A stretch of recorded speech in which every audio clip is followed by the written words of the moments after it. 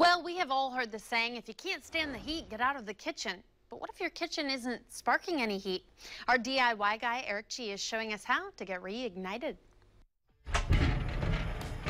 Gas appliances can be a little bit scary, especially if you want to fix it yourself. Sometimes you have to hire a professional, but you know something?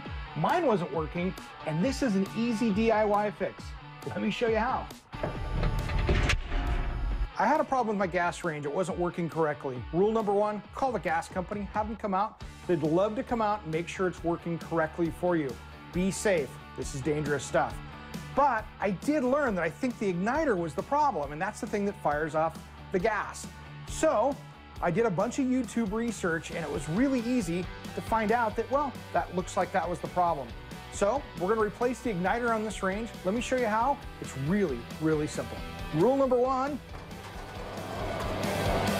unplug it, turn the power off, and turn the gas off. Even though we're not messing with the gas today, it's better to be safe than sorry. All right, let's get these out of the way. The igniter's kind of on this model is hiding back in the very back center down below. We've got two screws back here. Now we're going to remove this drip panel. This just comes out of the way. Now there's a second layer back here. The igniter is back under this thing here. These are a standard square drive bits, so we're going to need a couple little tools to get into this. Now we're going to remove this flame panel out here that helps distribute the heat. Now this is where the flame comes out to heat the oven. Here's our igniter.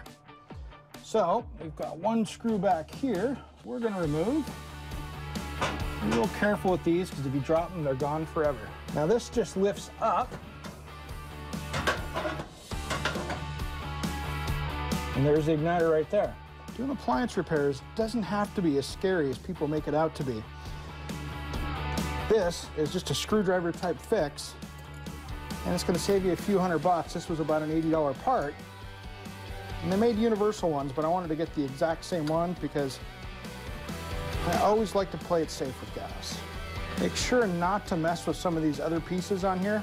There are things in here that help adjust the flame and things like that that I just don't mess with. That's what the professionals are best to be used for. All right, let's put this thing back together.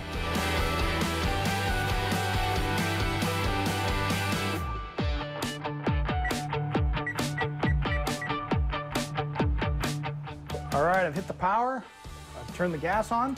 Let's take a look and see if this thing's gonna fire up. We'll start to see a little bit of a glow coming out in the bottom here. There it comes.